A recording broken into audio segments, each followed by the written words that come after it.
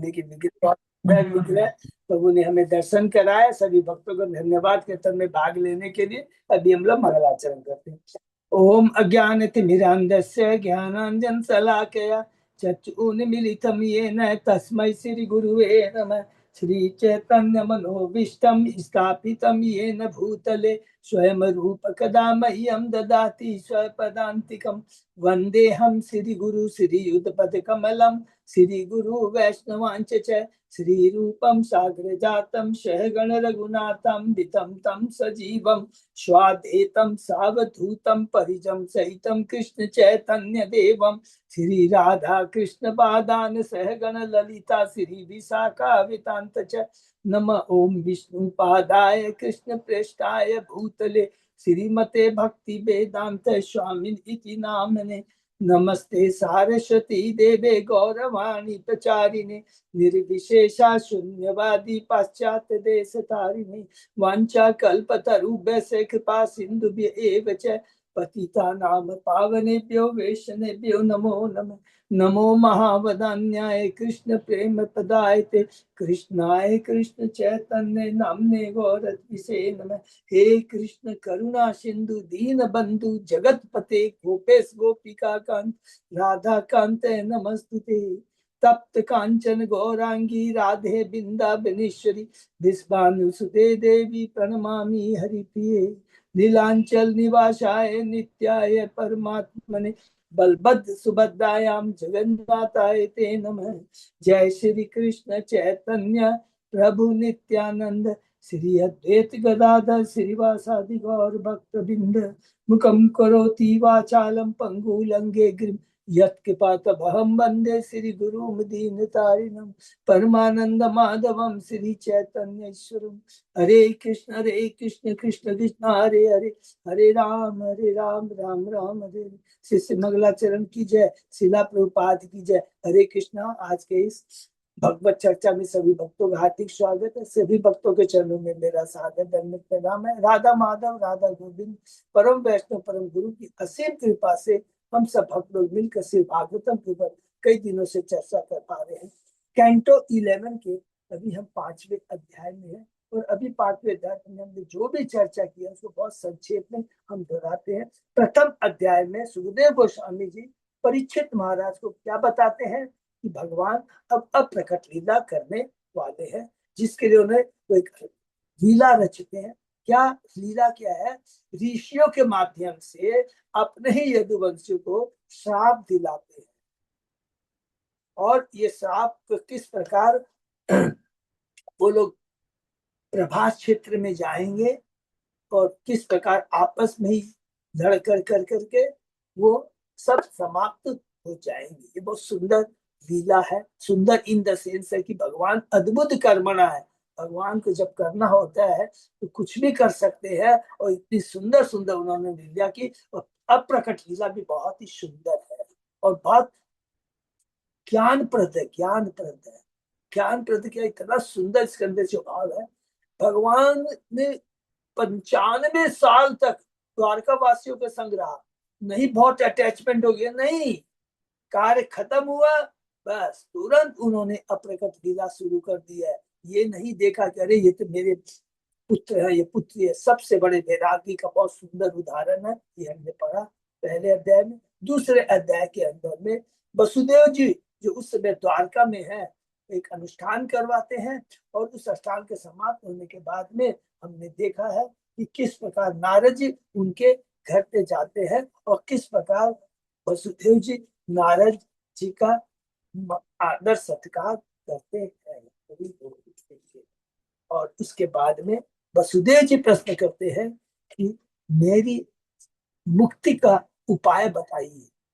वो तो मुक्त बहुत भगवान के भक्त जिनके पिता श्री कृष्ण है, लेकिन क्या है जो भक्त होता है सदैव यही सोचता है कि मेरे में कोई योग्यता नहीं है। और वसुदेव जी प्रश्न करते हैं और नारद जी भी ऐसे कहते हैं, अरे अरे इसलिए कहते हैं नारद जी, अरे आपने जो प्रश्न किया है वो कृष्ण से संबंधित है, भगवान से संबंधित है। कोई भी प्रश्न कृष्ण से, भगवान से, गुरु से, शास्त्रों से संबंधित होता है, समझ लीजिए हमारा जीवन धन्य हो गया। और वक्ता को भी बोलने में, एक भक्त को बोलने में बड़ा आनंद आता है और श्रोता भी आनंद लेते हैं।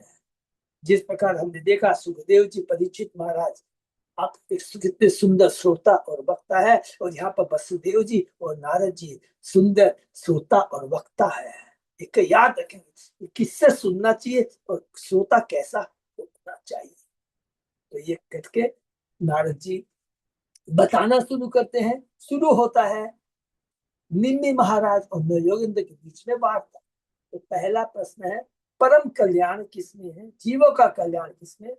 कवि उत्तर देते हैं भगवान के चरणों की भक्ति है जो भय से मुक्त कर देती है, भगवान को सरलता से जान सकते हैं, और इस भक्ति के मार्ग में अभी हम बढ़ते हैं, आंख मीच कभी आगे बढ़ेंगे तो लड़खड़ाएंगे नहीं, गिरेंगे नहीं, थोड़ा बहुत रुक सकते, गिरेंगे नहीं, भक्ति कभी विनष्ट नहीं।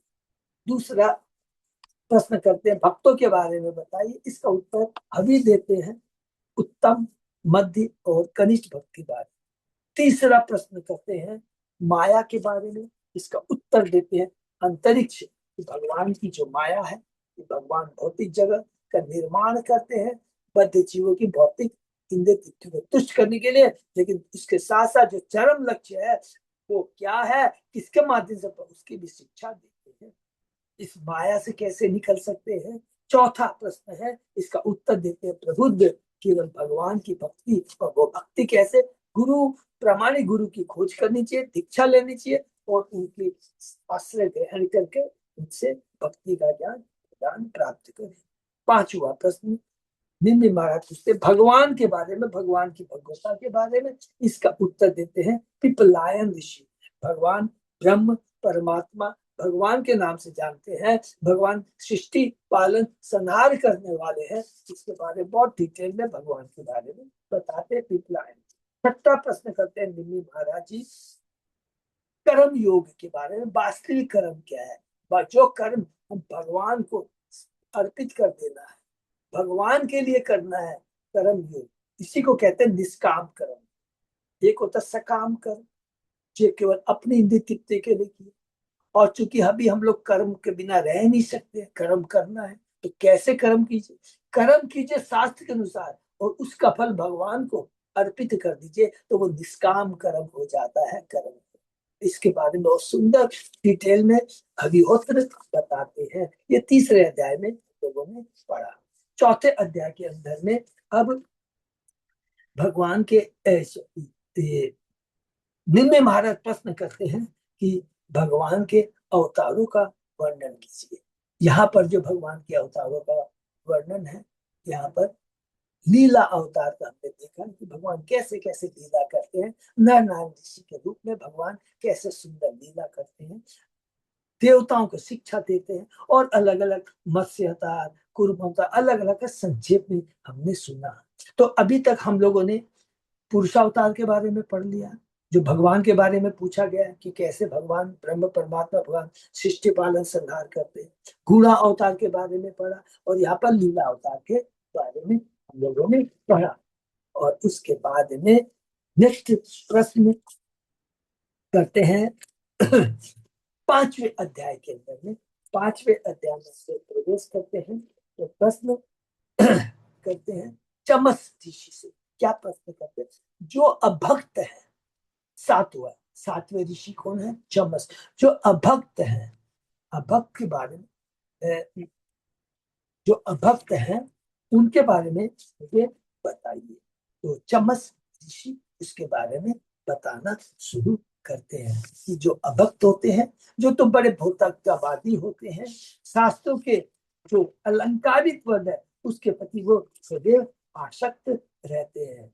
वे भगवान के भगवत भक्तों को समझ नहीं पाते हैं और सदा उनसे घृणा करते हैं। वे पापी व्यक्ति निरीह पशुओं का वध करते हैं और अगले जन्म में उन्हीं पशु द्वारा वो भक्षण किए जाएंगे। भौतिकतावादी अपने धर्म की उपयोग केवल अपनी पारिवारिक भौतिक स्थिति को सुधारने के लिए करता है, भगवान की भक्ति में तो बहुत सुंदर सुंदर डिटेल में बताते हैं। 8 9वें ऋषि है, लास्ट है करभाजन। करभाजन जिसके बारे में हमने बोले कि अलग अलग युगों में भगवान का रंग कौन से भगवान और उस समय के लोगों की मनोवृत्ति कैसी होती है और कैसे कैसे उस युग के लोग भगवान की पूजा करते हैं। वर्णन के बारे में बताइए, नामों के बारे में बताइए, उनके रूपों के बारे में बताइए और किस प्रकार विधि विधियों के बारे में बताइए कि वो पूजा करते हैं, अर्थात युगा अवतार है। ये युगा अवतार। तो हम लोगों ने पुरुषा अवतार, लीला अवतार, गुणा अवतार सब कुछ पढ़ा और अभी हम लोग पढ़ रहे हैं युगा अवतार के बारे में।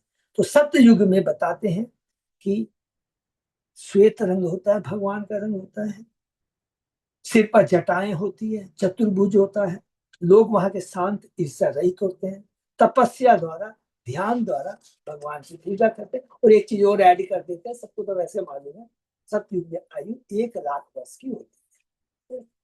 तो दूसरा त्रेता युग में हमने पढ़ा भगवान का रंग कौन सा होता है, लाल रंग का। अच्छा, और ये याद रखना, सतयुग में अलग अलग बहुत सारे भगवान, हंस अवतार, बहुत सारे अवतार है, बड़ा भगवान का अवतार, ये सब भी उसी में सतयुग में हुआ है। तो बहुत सारे अवतार है, ऐसा नहीं है कि कोई एक ही है, असंख्य अवतार है सतयुग में, असंख्य अवतार है त्रेता युग में, द्वापर युग में, ये आपको ध्यान में रखना है। फिर द्वापर युग में, अच्छा सॉरी, त्रेता युग में लाल रंग होता है और यज्ञ के द्वारा भगवान की पूजा की जाती है। द्वापर युग में श्याम वर्ण होता है, हरि बोल, पीताम्बर धारण करते हैं। दाहिने तरफ बक्षस्थल में कौस्तुभ नहीं होती है और बाई तरफ वत्स चिन्ह होता है हृदय का, हृदय पे। और इस युग में वेदों और तंत्रों के आदेशान विग्रह की पूजा करते हैं। और कलयुग का भी हम लोग अभी और आगे पढ़ेंगे। तो ये अभी हम लोगों ने पढ़ा और उसके आगे कर भाजन क्या बोलते हैं आज हम चर्चा करेंगे। तो कलयुग का बहुत विशेष यहाँ पर देखिए, कलयुग के बारे में बता रहे हैं। कब है ये? द्वापर युग में, द्वापर सॉरी, ये त्रेता युग में ये हो रहा है। और एक याद होगा कि प्रहलाद महाराज ने भी कहा है, 7वें कैंटो में पढ़ा, उसमें भी चेतन महाप्रभु के बारे में वर्णन आया। तो शास्त्रों में पहले से ही उल्लेख है कि कल युग में कौन अवतार लेंगे, भक्त के रूप में चेतन महाप्रभु अवतार लेंगे, कल की अवतार, सारा चीज का पहले से वर्णन है। ये चीज को विशेष करके ध्यान में रखना है। तो हम लोग शुरू करते हैं आगे। ओम नमो भगवते वासुदेवाय। ओम नमो भगवते वासुदेवाय। ओम नमो भगवते वासुदेवाय। नारायण नमस्कृत्य नरं चैव नरोत्तमं देवी सरस्वती व्यासं ततो जयमुदीरये। नष्टायेषु भद्रेषु नित्यं भागवत सेवया भगवती उत्तम श्लोके भक्ति बहुत नैष्ठिकी। कृष्णाय वासुदेवाय देवकी नंदनाय च नंद गोप कुमाराय गोविंदाय नमो नमः। आराधय भगवान ब्रजेश तनय ततदाम वृंदावनम रमया काचित् उपासना व्रजवधू वर्गेण्य कल्पिता। श्रीमद् भागवतम प्रमाणम अमलम प्रेमापुमतो महान श्री चैतन्य महाप्रभो मतम तत् आदरो न पर। हरे कृष्ण कृष्ण कृष्ण हरे हरे, हरे राम राम राम हरे हरे। कैंटो 11 अध्याय 5 श्लोक नंबर 29 से। बहुत बहुत धन्यवाद अच्युत अजय दास। तात्पर्य में पिछले में देखिए, रिपीट करना भूल गया, क्या प्रभुपाद जी लिखते हैं कि कलयुग में मानव की जो दुर्दशा होगी उसकी कल्पना भी नहीं की जा सकती। लेकिन उस भी कलयुग के अंदर में देखिए भगवान की कितनी बड़ी कृपा है। पढ़ते हैं, नमस्ते वासुदेवाय नमः संकरणाय च प्रद्युम्नाय अनुरुद्धाय तुभ्यं भगवते नमः।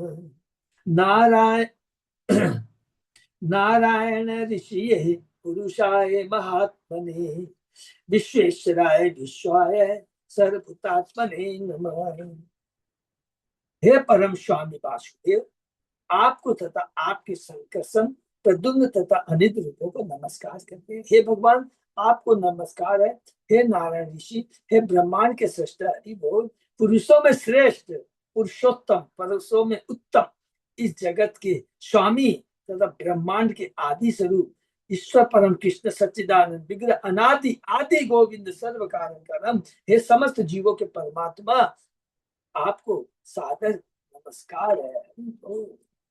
श्री जीव गोस्वामी बताते हैं कि यद्यपि भगवान कृष्ण द्वापर युग के अंत में प्रकट हुए थे, किंतु महान ऋषि मुनि इस युग के प्रारंभ से ही उनके प्रकट की आशा से इस श्लोक का उच्चारण कर रहे हैं।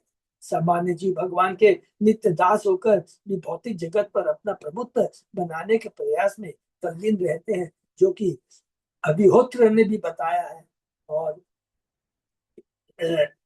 अंतरिक्ष ने भी बताया है कि माया का जब बता रहे थे, और अविरोध कब बता रहे थे, किसके बारे में, अभक्तों के बारे में बता रहे थे। मानव सामान्य जीव किंतु तो भी वे परमेश्वर के नियंत्रण में रहते, हरि बोल, मालिक बनने का, प्रभुत्व बनाने का प्रयत्न करते हैं, किंतु तो भी परमेश्वर के निरंतर में रहते हैं, वो भी डायरेक्ट नहीं, भगवान के द्वारा, जो भगवान के अंडर में, कौन, माया, माया अध्यक्षेण प्रकृति सुते सचराचरम, किंतु तो भी वे परमेश्वर के नियंत्रण में रहते हैं। जीव की स्वाभाविक स्थिति भगवान की सेवा में लगे रहना है, जीव स्वरूप और कृष्ण नित्यदास और सेवा स्वामी की सेवा करना। यही नहीं, प्रकृति की भी स्वाभाविक स्थिति है कि जीवों के द्वारा वह भगवान की दिव्य इच्छाओं की पूर्ति में लगी रहे, हरि बोल। इस तरह इस श्लोक में की गई स्तुतियां पंचरात्र तथा वैदिक मंत्र के अनुसार, जिससे लोग पर ब्रह्म की शाश्वत अधीनता, पर ब्रह्म की शाश्वत अधीनता का स्मरण करते रहे। भगवान की शाश्वत अधीनता, हम भगवान के नित्य दास है, जीव स्वरूप कृष्ण नित्य दास, शाश्वत अधीनता लिखा हुआ है। देखिए कि हम लोग क्या है, नित्य दास है, शाश्वत अंश है, हमें मान से जीव लोग की जीव भूत सनाम। तो कर्तव्य क्या है, हम अंश है पहली चीज, और दास है, अंश है, दास है। तो अंश का कर्तव्य क्या है, दास के रूप में स्वामी की सेवा करना। इतना सुंदर सिंपल बात है। परम पुरुष कृष्ण अपने आप को नित्य चतुर्भुज रूप में प्रकट करते हैं। इस स्थिति का तात्पर्य है कि मनुष्य को मिथ्या अहंकार त्याग कर इस चतुर्भुज को नमस्कार करना चाहिए। यद्यपि परम ब्रह्म अद्वय है, किंतु परम ब्रह्म अपना विस्तार असंख्य स्वांशों में करके अपने असीम ऐश्वर्य और शक्ति का प्रदर्शन करता है। इन विस्तारों में चतुर्भुज मुख है। आदि पुरुष तो वासुदेव है, उसके बाद में हम लोगों ने पढ़ा है वसुदेव, संकर्षण, प्रद्युम्न और अनिरुद्ध। जब ईश्वर अपनी आदि शक्ति तथा ऐश्वर्य को प्रकट करता है तो वह संकर्षण कहलाता है।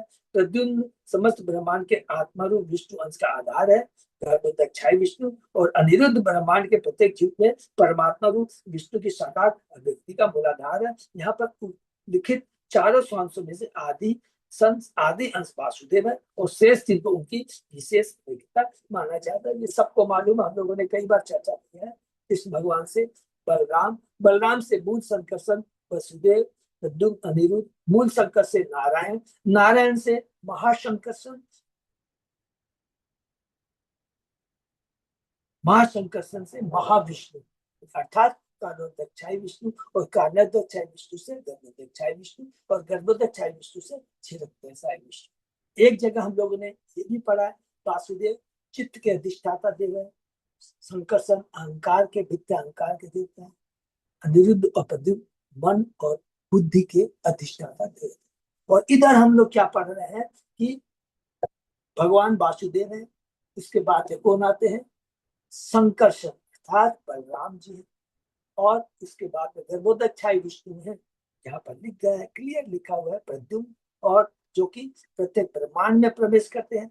और उसके बाद में अनिरुद्ध है, जो ब्रह्मांड के प्रत्येक जीव में परमात्मा के रूप में हमारे हृदय में विद्यमान रहते हैं। तो ये चतुर्भुज के बारे में हमने पढ़ा। जब जीव यह भूल जाता है कि वह तथा यह प्रकृति भगवान की सेवा के निमित्त बने हैं, तो तमोगुण प्रदान हो उठता है, और बद्धजीव स्वयं ही स्वामी बनने का इच्छुक हो उठता है। इस बद्धजीव ये कल्पना करने लगता है कि वह मानव समाज में अत्यंत महत्वपूर्ण व्यक्ति है, अपने को बहुत तोप समझता है, या कि वह महान दार्शनिक है। वैदिक मंत्र तथा पंचरात्र मनुष्यों के लिए भगवत भक्ति विषयक आदेश है, जो मनुष्य को इस कलमश से मुक्त करते हैं कि मैं ही, I am the proprietor, I am the controller, I am the enjoyer. कि वह समाज व्यक्ति अथवा महान दार्शनिक ज्ञानी को चाहिए कि अपने को परम का एक तुच्छ दास माने। तो वास्तविक ज्ञानी कौन है? जो भक्त है। वास्तविक ज्ञान क्या है? कृष्ण भगवान है, मैं उनका अंश हूँ, उनका नित्य दास हूँ, उनकी सेवा के ये वास्तविक ज्ञान है। क्योंकि अभी हम लोगों ने पढ़ा था ना, ज्ञान के बारे में बहुत चीज अच्छा से पढ़ा था, याद आके रिपीट कर रहे। वास्तविक ज्ञान क्या है? हमको ये ज्ञान हो गया कि पूरे ब्रह्मांड का ज्ञान हो गया, अभी हम लोग ने सब कुछ सीख लिया। 25-28 तत्व तो भगवान से आते हैं, उसके अंदर में स्पिरिचुअल तत्व भी आ गए, अर्थात आत्मा भी आ गया, महतत्व भी आ गया, परमात्मा भी आ गया, सब कुछ आ गया। लेकिन ये तो सिंपल ज्ञान है, लेकिन ये चीज आती कहां से है? ये ज्ञान होना बहुत जरूरी है। अच्छा, ये भी ज्ञान हो गया कि कहां से आती है? भगवान से आती है। परम ज्ञान जो विज्ञान वो क्या है? ये जो चीजें हैं तो जहां भगवान से आई है, इसको भगवान की सेवा में यूज करना है। ये रियल रियलाइजेशन है, ये है विज्ञान। तो वो है रियल ज्ञानी कि चाहिए कि वो अपने को प्रभु का एक तुच्छ दास समझे। द्वापर युग में भगवान की अर्चा पूजा प्रमुख है, माने अर्चा द्वापर युग में जो हम लोगों ने पढ़ा अर्चा विग्रह। ऐसी पूजा का परम उद्देश्य श्रवण कीर्तन विष्णु ही है। भगवान की महिमा का श्रवण तथा कीर्तन किए बिना अर्चा पूजा पर कर पाना संभव नहीं। अर्चा पूजा में यह आवश्यक है पूजा करने वाला व्यक्ति भगवान के नाम रूप गुण साज संपत्ति पार्षद तथा लीलाओं का गुणगान करे।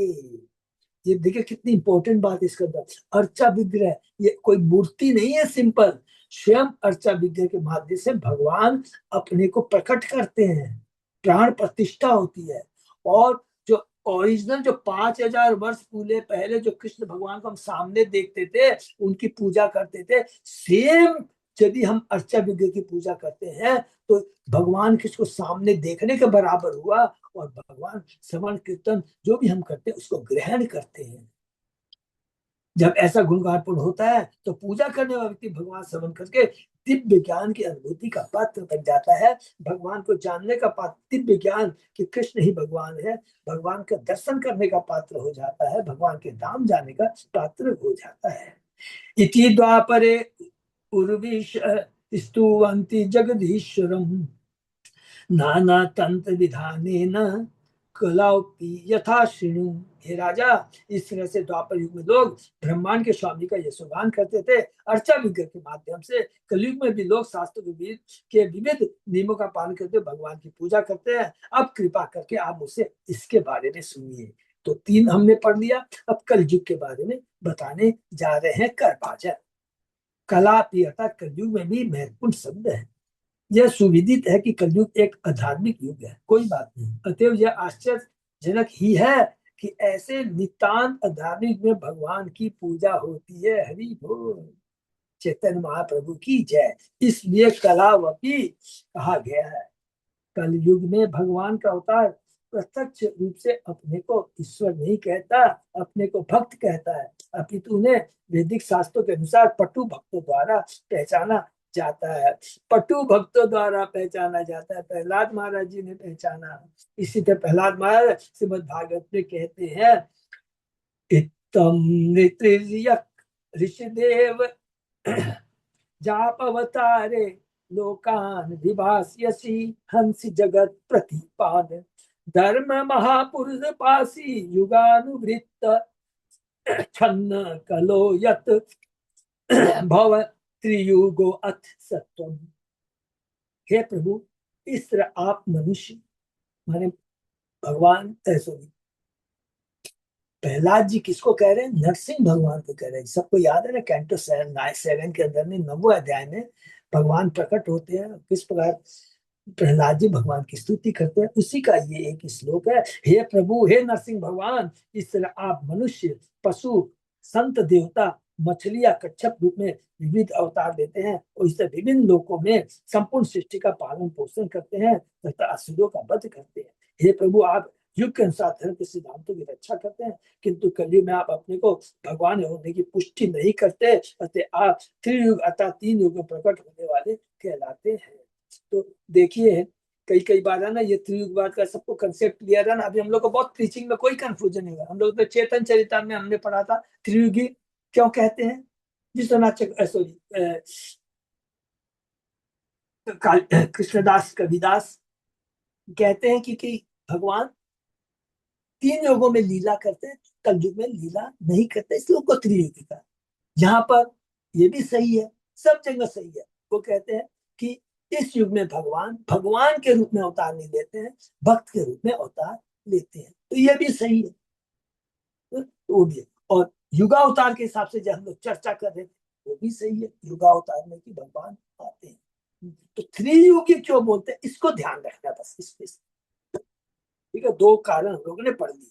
इसलिए यह ज्ञात है कि कलयुग में सामान्य लोगों के लिए भगवान के अवतार को पहचानना पाना कठिन है, क्योंकि इसमें भगवान का कुछ कुछ प्रच्छन्न रहता है। प्रच्छन्न इन द सेंस कि वो भक्त के रूप में आते हैं। श्री भक्ति सरस्वती ठाकुर के नाना विधान शब्द कलयुग में पंचरात या सात्वत पंचरात वैष्णव शास्त्रों की महत्ता को बताने वाला भागवत में कहा गया है। स्त्री शुद्ध द्विज बंधु नाम त्रयीन है श्रुति गोचरा। कलयुग में सामान्य लोग द्वारा उच्च कोटि की वैदिक जग कर पाना, योग पत्ति की कठिन तपस्या कर पाना संभव है। ऐसी आदर्श वैदिक विद्या कलयुग की आध्यात्मिक रूप से मंद जनता की पहुंच के बाहर है। इसलिए इस युग में भगवत नाम के कीर्तन द्वारा भगवान की स्तुति करने की सरल विधि अनिवार्य है। चैतन्य महाप्रभु की जय। कारण बता दिया गया चैतन्य महाप्रभु क्यों आए। कलयुग के लोग अल्प आयु, अल्प बुद्धि, मंद भाग्य, सदैव विचलित रहेंगे, इसलिए भगवान स्वयं आते हैं। स्वयं भगवान, देखिए कितना सुंदर वर्ड है, स्वयं कृष्ण आते हैं। किस रूप में आते हैं, भक्त के रूप में आते हैं, और इतनी सरल विधि बताते हैं जिससे जीवों का उद्धार हो जाए। इसलिए लिखा है प्रभुपाद जी ने तात्पर्य में कि वो यज्ञ नहीं कर सकते, सॉरी ध्यान नहीं कर सकते हैं, वैदिक यज्ञ नहीं कर सकते हैं, तपस्या नहीं कर सकते हैं, अच्छा विग्रह की जो चीज है वो नहीं कर सकते, केवल हरि नाम का कीर्तन के माध्यम से वह अपना कल्याण कर सकते। भगवत नाम कीर्तन करने तथा भगवान की अर्चा पूजा करने की भक्तिमय विधियों का वर्णन पंचरात नामक वैष्णव शास्त्रों में वर्णित है। इस श्लोक में ऐसे तांत्रिक शास्त्रों का उल्लेख हुआ है और यह कहा गया कि कलयुग में ये भक्तिमय विधियां जिनकी शिक्षा नारद मुनि जैसे महान आचार्य दी गई है, भगवान की पूजा करने की एकमात्र व्यवहारिक विद्या नारद पंचरात जो नारद जी ने लिखा। अगले श्लोक में इसकी और अधिक स्पष्ट व्याख्या की गई। वेरी इंपॉर्टेंट श्लोक है, हम सबको लोगों को ये याद करना है। ये श्लोक कृष्ण वरण तुषा अकृष्णम अंग उपंग अस्त पार्षदम यज्ञ संकीर्तन प्राये यजंती ही सुमेध सुमेध से बुद्धिमान व्यक्ति। कलयुग में बुद्धिमान व्यक्ति ईश्वर के उस अवतार की पूजा करने के लिए सामूहिक करते हैं जो निरंतर कृष्ण के नाम का गायन करता है। खुद ही भक्त, खुद ही भगवान अपने नाम का कीर्तन करता है। यद्यपि उनका वर्ण श्यामल कृष्ण नहीं है, किंतु वह साक्षात कृष्ण है। देखिए लिखा, वह साक्षात कृष्ण है। वह अपने संगियों सेवकों अस्त्रों तथा विश्वास पात्र साथियों के साथ रहता है। 3 चीजें, रंग श्यामल नहीं है, सॉरी पीत रंग है, कंचन सोने के जैसा, कंचन जैसा, राधा रानी का रंग, राधा रानी का भाव लेकर चैतन्य महाप्रभु आए हैं। यही श्लोक चेतन चेता में आदि लीला में हम लोगों ने पढ़ा, 352 कृष्णदास के विराज द्वारा उद्धृत किया गया है। श्री प्रभुपाद ने इस श्लोक की टीका इस प्रकार की है।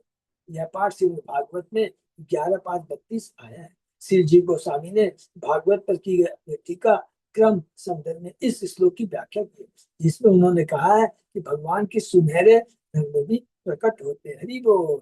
ये सुनहरे भगवान कृष्ण भगवान चैतन्य है, कृष्ण चैतन्य, जिनकी पूजा इस युग में बुद्धिमान लोग करते हैं।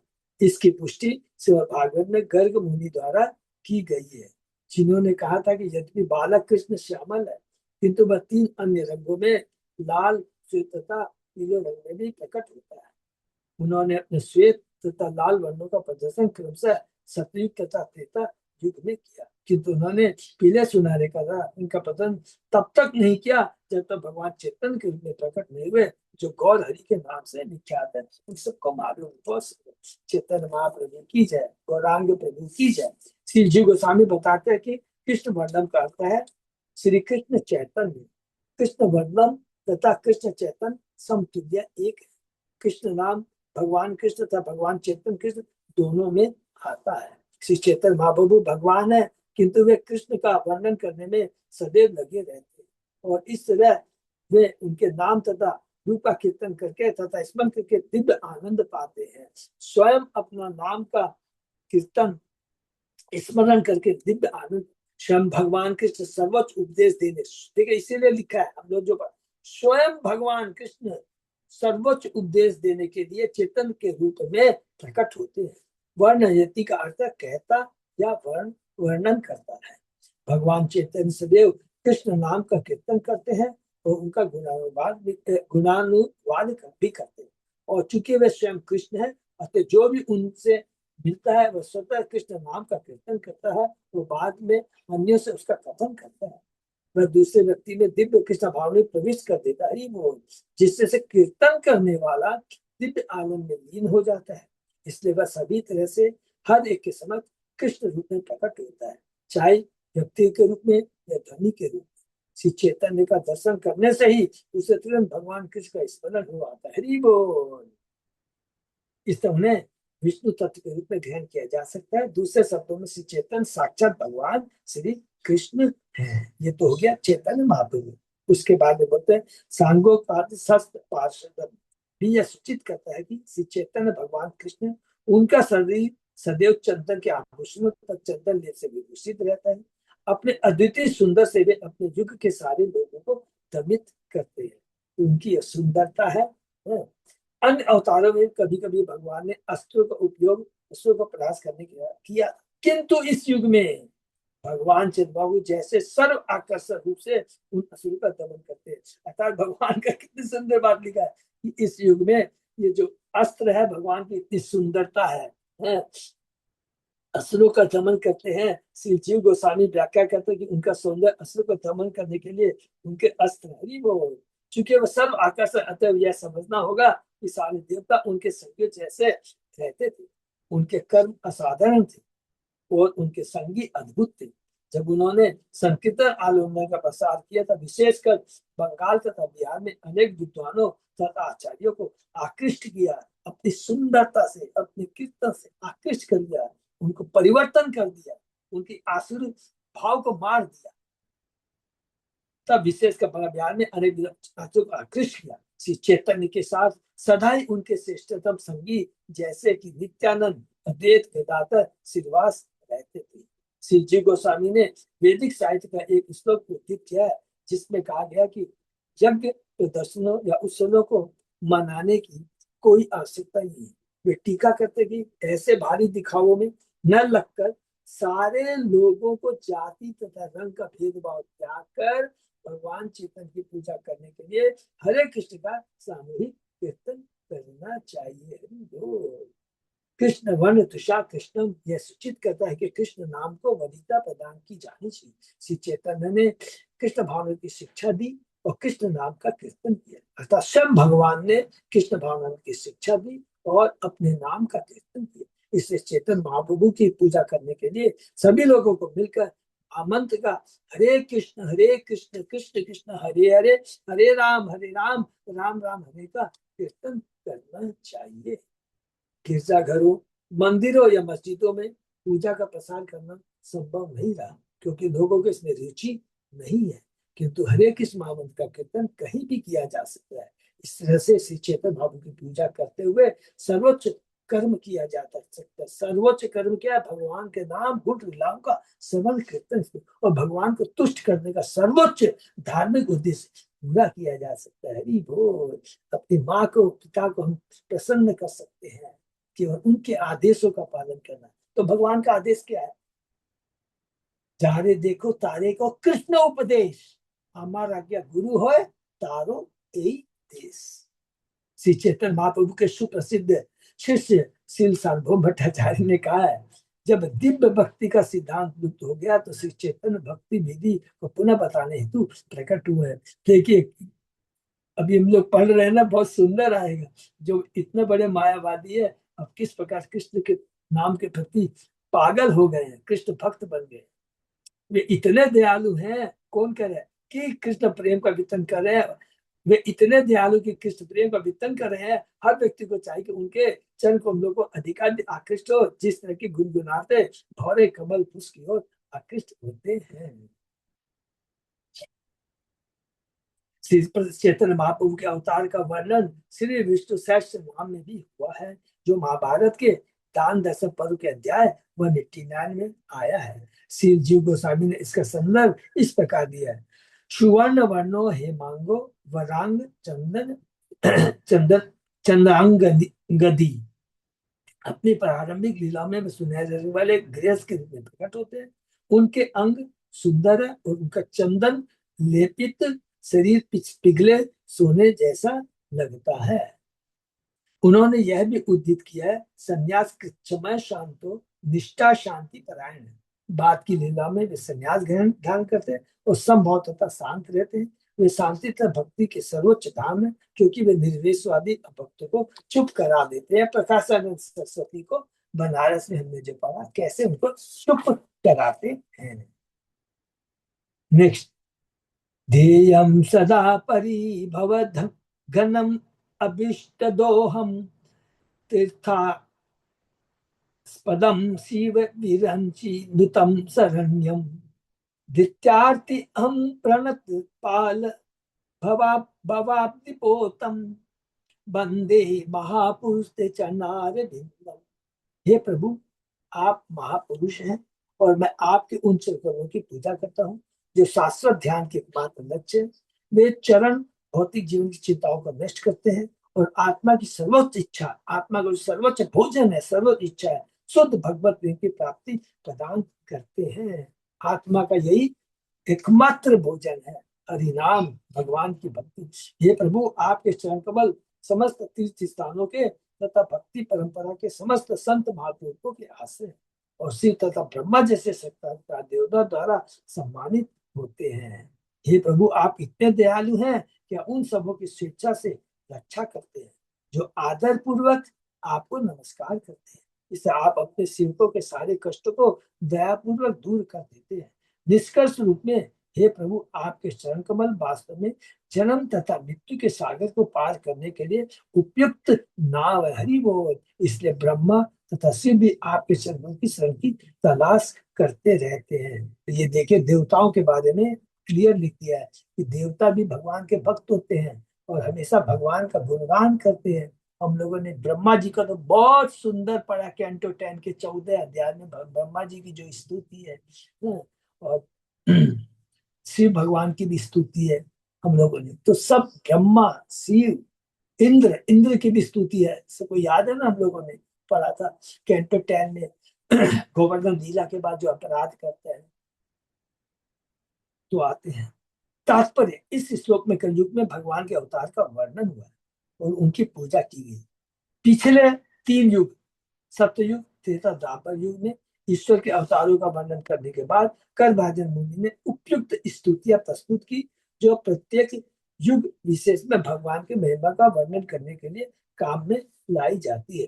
कृष्ण वन तुषा कृष्णम अकृष्णम, सॉरी, श्लोक द्वारा कलयुग में भगवान के अवतार का वर्णन करने के बाद इस तथा अगले श्लोक में चेतन भाव के रूप में कलयुग में भगवान के प्राकट्य कृष्ण वर्ण की महिमा का वर्णन है। आगे वाला श्लोक नहीं, बोली किसका? चेतन महाप्रभु के बारे में, जो भक्त के रूप में चेतन महाप्रभु कलयुग में प्रकट होते हैं और हर एक को कृष्ण नाम का कीर्तन करना सिखाते हैं। हरि बोल। इस्कॉन आंदोलन के सदस्य कृष्ण वन अर्थात कृष्ण नाम के कीर्तन में इतना लीन रहता है कि कभी कभी सामान्य लोग उन्हें कृष्ण कहते हैं।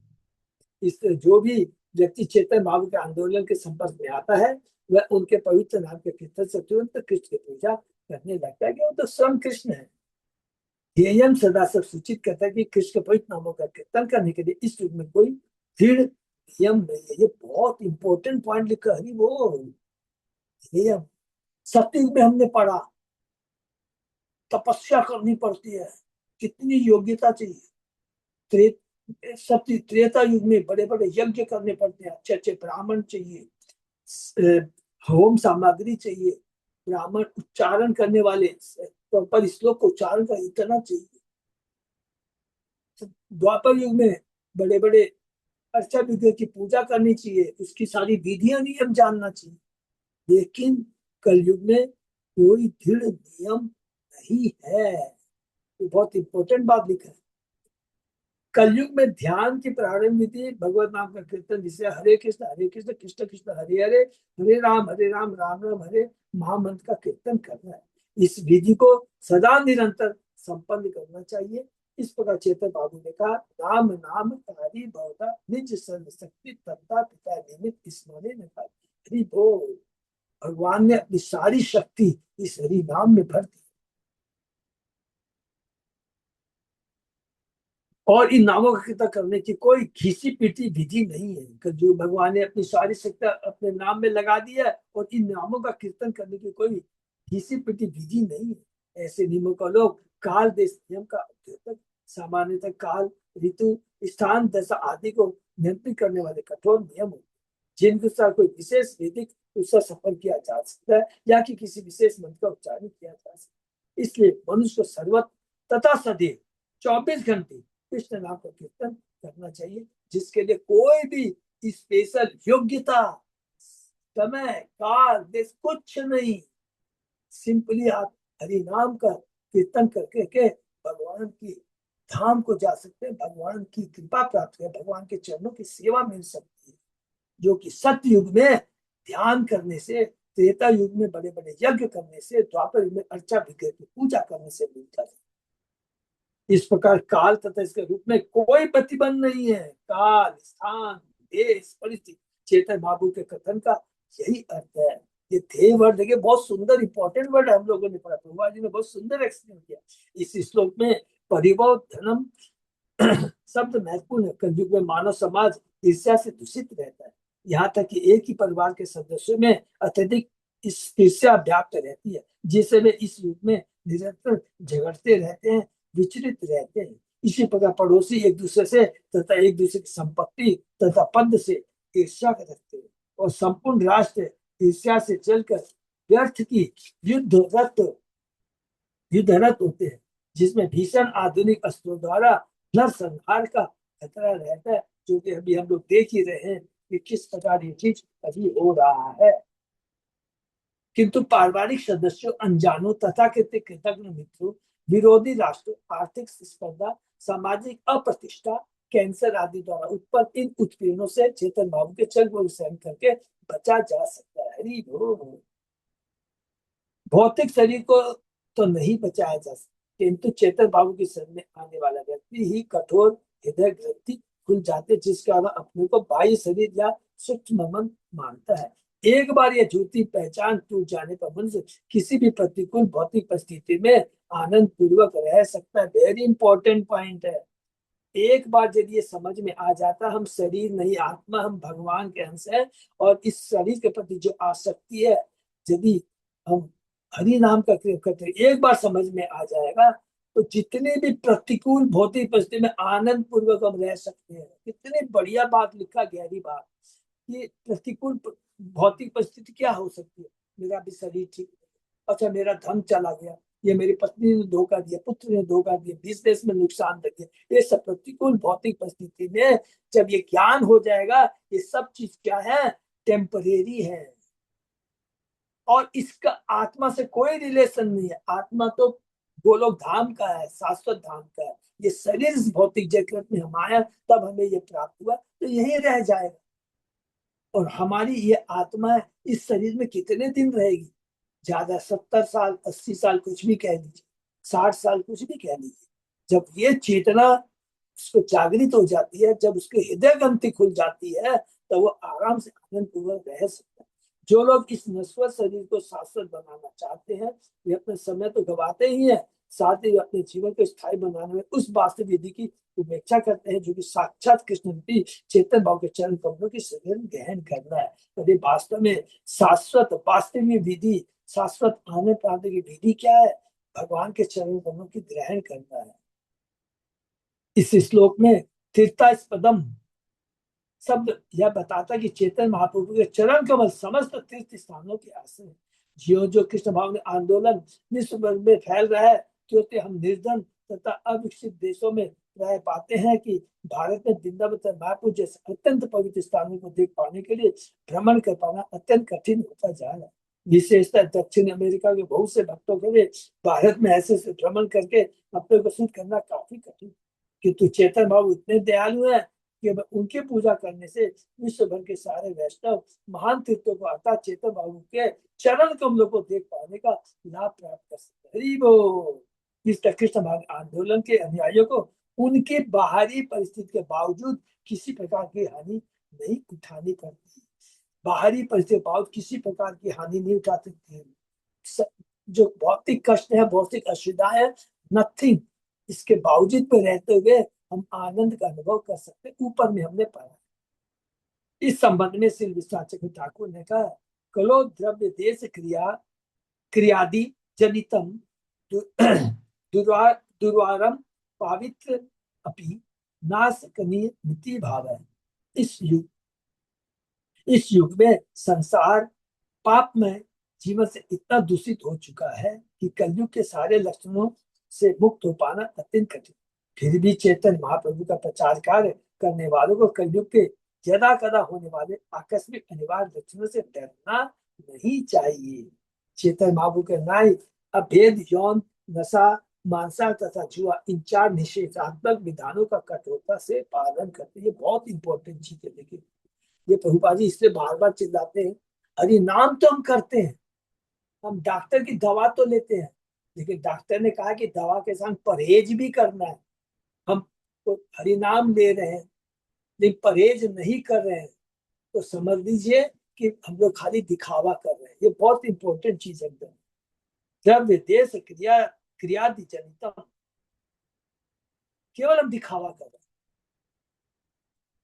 वे सदैव हरे कृष्ण कीर्तन करना और भगवान की सेवा लगे रहना चाहिए। किंतु ऐसा हो सकता है कि भक्त के जीवन में कलयुग का कोई लक्षण यथा ईर्ष्या, क्रोध, काम, लोभ क्षण भर के लिए यथा कदा प्रकट हो जाए। किंतु यदि ऐसा भक्त सचमुच ही चेतन बाबू के चरण कमलों में शरणागत होता है तो उनकी कृपा से ऐसा अवांछित लक्षण या न तुरंत लुप्त हो जाएगा। प्लीज ये देखिए कितना बड़ा आश्वासन प्रभुपाद जी दे रहे हैं, और ये झूठा आश्वासन नहीं। पिछले प्रारब्ध के अनुसार बैड हैबिट के कर्मों के चलते हमारी चेतना के अंदर में हमारी जो है ना, क्योंकि उस हम जैसा कर्म करते हैं उससे स्वभाव बनता है, आदत बनती है, और वैसा ही हमें अगला शरीर मिलता है। तो हमारी अभी आदत है और उसी चेतना को लेकर हम आए हैं, वो कलुषित चेतना है, तो आदत है, इसको कैसे तोड़ सकते हैं। तो घबराने की बात नहीं है, अपनों को बिल्कुल घबराना नहीं है। हरि नाम का कीर्तन करते रहेंगे तो ये अपने आप धीरे धीरे खत्म हो जाएगा। हाँ, एक चीज जरूर है, इसको ध्यान रखना है, जानबूझ के नहीं होना चाहिए। आज हम रियल में भक्ति कर रहे हैं लेकिन किसी कारण से हमसे गलती कार हो जाता है तो हमको पश्चाताप होता है। ये 100% पश्चाताप होता है। इच्छा नहीं है लेकिन इंद्रियां वो करवा बैठती है, और यदि पश्चाताप होता है तो भगवान बहुत प्रसन्न हो जाते हैं। बोले हाँ, बड़े बड़े देवता भी तो इसमें घबरा जाते हैं, फिसल जाते हैं। इंद्र को ले लीजिए, ब्रह्मा को ले लीजिए, विश्वामित्र को ले लीजिए, सौबरी मुनि को ले लीजिए, किसका नाम हम ले लेंगे अच्छे से अच्छे भ्रमित हो जाते हैं।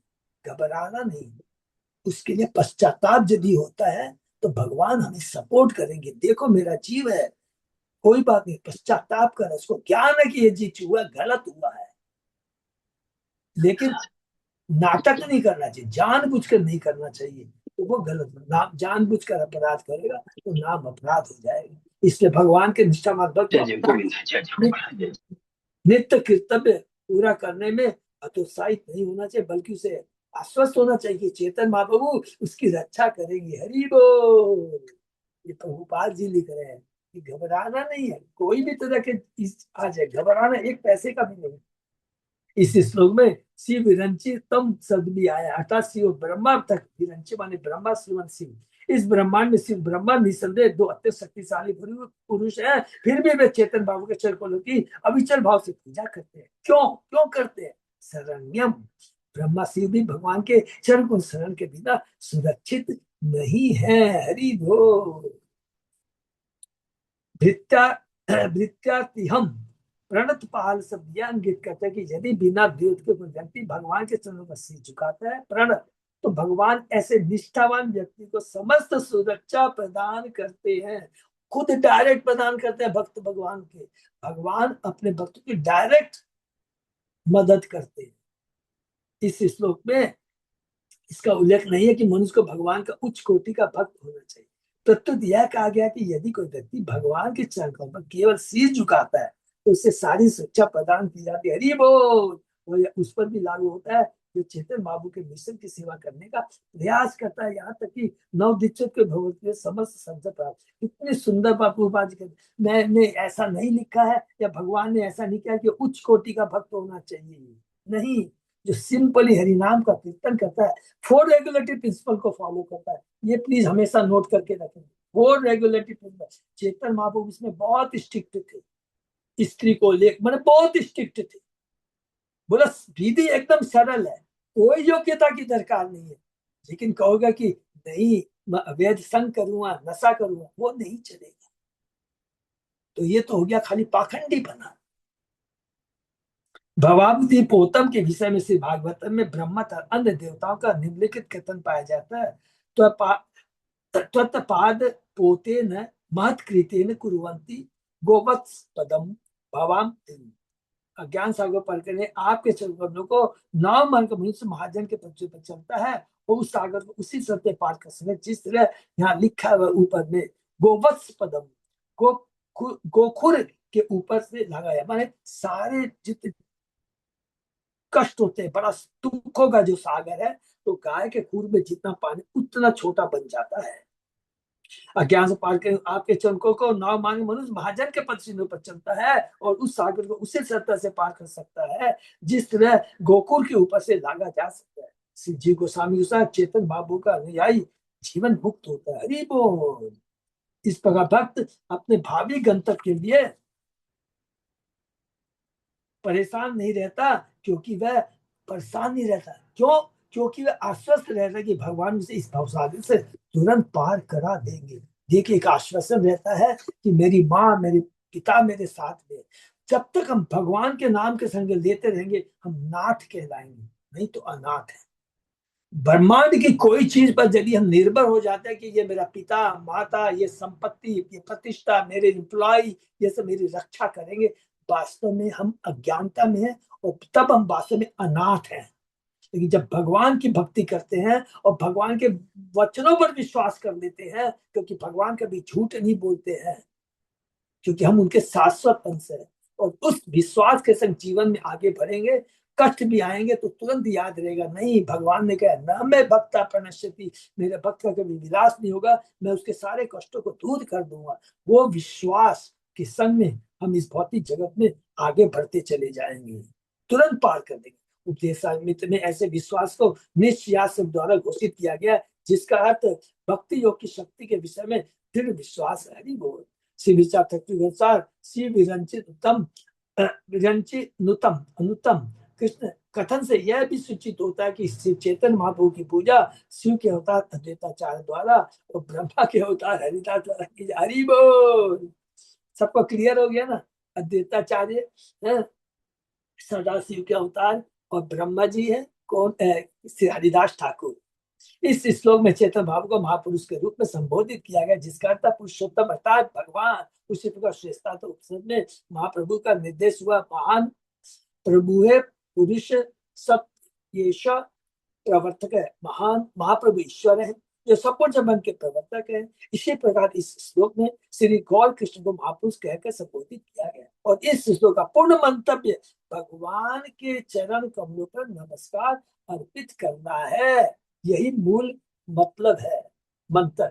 ऐसे सर्व ध्यान के वास्तविक नित्य लक्ष्य, क्योंकि वे भौतिक जीवन के बंधन को काट देते हैं तो भक्तों की इच्छाएं पूरी करते हैं। यद्यपि बद्धजीव माया के अधीन होकर कठिन श्रम करते हुए जीवन में कई क्षणिक लक्ष्यों का अनुसरण करते हैं, किंतु इस तरह से वास्तविक आनंद या ज्ञान प्राप्त नहीं कर पाते। ऐसा नित्य आनंद तथा ज्ञान वास्तव में संपत्ति है। हरि नाम वास्तव में संपत्ति है। मनुष्य को चाहिए कि चेतन महाप्रभु को सामान्य व्यक्ति समझकर और उनकी उपेक्षा करके भगवान के बारे में व्यर्थ की दर्शन धारण न करे। चेतन महाप्रभु स्वयं भगवान है। उनके चरण कमलों के उनके नाम का उपेक्षा हमें नहीं करनी है। वे योगी जो भगवान के संग अतिरिक्त अपने ध्यान का अन्य कोई लक्ष्य बनाते हैं, अपने ही जीवन नित्य जीवन के बाद में रोड़े खड़े करते हैं। हरि वो ज्ञानी, ध्यानी, निर्विशेषवादी, कुछ भी कह लीजिए, जब ध्याता ध्यान तथा ध्येय से सभी भगवान के नित्य पद को प्राप्त होते हैं तो समझे असली शरण प्राप्त हो चुकी है। सामान्यतः बद्धजीव भोग्य त्याग में लगे रहते, कभी वे भौतिक प्रतिष्ठा तथा इंद्रिय तृप्ति के पीछे उन्मत्त होकर दौड़ते, तो कभी वे हताश होकर इन वस्तुओं का परित्याग कर देना चाहते। किंतु भगवान के चरण कमल इंद्र तृप्ति तथा परित्याग के फेर बदल के इस शक से परे है, और जीव के लिए वे शांति तथा सुख के चरम धाम। श्री विश्वनाथ सॉरी भक्ति श्री ठाकुर ने इस श्लोक पर निम्नलिखित अंतरिक्ष टिप्पणियां दी है। ध्येयम, जो अभी हमने पढ़ा, बहुत सरल है, कोई नियम लागू नहीं। यहाँ भक्ति शास्त्र कहते हैं लक्ष्य जिसका संकेत गायत्री मंत्र के धीमे शब्द द्वारा है। तीर्थ पदम, श्री गौड़ छेद तथा ब्रजबंधन इत्यादि तीर्थों का मूल आश्रय अथवा श्रवण परंपरा के परम संप्रदाय के महान भक्त भगवान के चरण कमल का मूल आश्रय चरण कमलों के बारे में है। यह श्रवण परंपरा श्रीमद आनंद तीर्थ मध्वाचार्य से प्रारंभ होती है और रूपानुग महाभागवतों अर्थात रूप गोस्वामी तथा चेतन महाप्रभु के महान अर्या द्वारा आगे बढ़ती है। शिव रंजन उत्तम व जिसकी पूजा शिव के अवतार श्री अद्वैताचार्य प्रभु तथा विरंची के अवतार श्रीमान आचार्य हरिदास ठाकुर माने ब्रह्मा जी के जो अवतार है हरिदास ठाकुर द्वारा की जाती है। भृत्या हम जिसने अपनी अहेतु की कृपा से अपने ही दास ब्राह्मण वासुदेव के कष्ट को दूर किया, जिसे चेतन लीला में ओढ़ हो गया था। हम लोग चेतन चेतन में आएगा ये पढ़ेंगे। भवाब्दिपोतम, सागर को पार करने का साधन अथवा उन लोगों के आश्रय जो अपने को उस भौतिक संसार से मुक्त करते हैं, जो यह संसार मोक्ष या भौतिक भोग की लालसा के रूप में जीव को पीड़ित करता है। हरि बोल। ऐसे व्यक्तियों में से जिन्होंने भगवान के चरण रूपी स्नाव का लाभ उठाया, सारो बताए तथा प्रताप रुद्र महाराज है जिन्हें क्रम से मुक्ति काम तथा भुक्ति काम से बचाया गया था। हरि बोल। मुक्ति काम कौन है? निर्विशेष मायावादी कौन है? सार्वभौम प्रभु। ठीक है। और भुक्ति धाम क्या है? वो बेचारे राजा है, तो बोलते मुक्ति, इन दोनों को मुक्त किया भगवान चेतन महाप्रभु। सार्वभौम को भक्त बनाया और प्रताप रुद्र से तब तक उस पर कृपा नहीं किए, वो कहते ये तो विषयी है, राजा है, मैं इससे नहीं मिलूंगा। प्रताप रुद्र ने सब कुछ त्याग दिया। कितना बड़ा भक्त, अब हम लोग भी पढ़ेंगे मध्य जिला में, रोंगटे खड़े हो जाएंगे प्रताप। तो ये अभी हम लोग ने किसके बारे में पढ़ा? अंतिम श्लोक हम लोग ने चेतन चरितामृत पढ़ा। चेतन चरितामृत पढ़ा, चेतन महाप्रभु के बारे में। कलयुग के अवतार है, भक्त के रूप में आए हैं, अपने ही नाम का कीर्तन करने के लिए सबको आह्वान करते हैं। कोई योग्यता की दरकार नहीं है, कोई विधि स्पेशल विधि की दरकार नहीं है, लेकिन फल क्या है? सेम भगवान का धाम, भगवान का चरण, भगवान की भक्ति प्राप्त है। तो यही चीज बता रहे। हरे कृष्णा। ये पे हम लोग विराम देते हैं। तो युगा अवतार के बारे में बहुत सुंदर कर वाचन बोल रहे हैं, लेकिन प्रभु पाद भी कितना सुंदर हमें तात्पर्य के माध्यम से बताए। तो कितनी बड़ी हिम्मत मिलती है ना कि देखिए इतनी सुविधा है कलयुग में। डर तो लगता है कि कलयुग के अवगुणों के बारे में तो मालूम है, लेकिन गुणों को तो देखिए ना, कितना सुंदर गुण है। कि एक ऐसा गुण है जिसके माध्यम से बड़ी सरलता से हम अपने लक्ष्य को प्राप्त कर सकते। हरे कृष्णा। ये पर विराम देते हैं, थोड़ा टाइम जा रहा है। किसी का कोई प्रश्न? तो ये हम लोगों ने पढ़ा, हम लोगों ने पढ़ा, ये 90 हैं, सबको याद हो गया ना? खाली एक बार टच करके निकल जाते हैं, प्लीज सबको याद रखना। सबसे पहले कवि, उसके बाद में अवि, उसके बाद में अंतरिक्ष, उसके बाद में प्रबुद्ध, उसके बाद में पिपलायन, उसके बाद में अभिहोत्र, उसके बाद में धूमिल, उसके बाद में चमस, और उसके बाद में करभाजन। ठीक है ना? और अलग अलग इसने क्या किया, कल से फिर स्टार्ट इसी से करेंगे तो पूरा अच्छे से याद हो जाएगा। और इसके अंदर में देखेंगे 9 योगेंद्र ने भक्ति के बारे में, भगवान के बारे में, भगवान के अवतारों के बारे में, और भक्त के बारे में, और भागवत माने किस प्रकार इस भौतिक जगत के बारे में, उससे सारे निकलने की विधि के बारे में, माया से कैसे छुटाए, पूरा का पूरा सुंदर वर्णन किया है। और कुछ नहीं चाहिए, माने पूरा समझ लीजिए जीवन का जो लक्ष्य है पूरा अच्छी तरह से यहाँ पर नौ योगेंद्र ने स्थापित किया। हरे कृष्ण, जय राम। अच्युत अजय दास प्रभु। हाँ प्रभु। बस प्रभु 1 मिनट, थोड़ा सा मेरे को कल पूछ नहीं पाया फोन करके, थोड़ा सा सब टिकटें वगैरह सबकी हो गई है ना, कि थोड़ी होगी प्रॉब्लम। प्रभु जी, कुछ एक का शायद नहीं भी हुआ है, तो देखते हैं, बात करते हैं आज दिन में आपसे। प्रभु आप तो ट्रबल शूटर है, आप तो कोई ना कोई निकाल लेते हैं, जैसे लास्ट टाइम में आपने देवघर के थ्रू भया करके किया था टिकट इस वगैरह। बार हाँ, भी मेरा वैसे ही हो रहा है प्रभु जी, तो ठीक है, बात देखिए कर बोले लेते हैं। करिएगा अरे नहीं तो। रास्ते में अगर कहीं भी किसी को असुविधा है तभी भी संभव है, हो जाएगा। हरी बोल, हरी बोल। तो सब लोग प्रभु से कांटेक्ट में रहेंगे तो प्लीज थोड़ा जल्दी हो जाएगा तो अच्छा रहेगा, ठीक है ना। हरे कृष्णा। सही, धन्यवाद। आज का सेशन ही विराम करते हैं।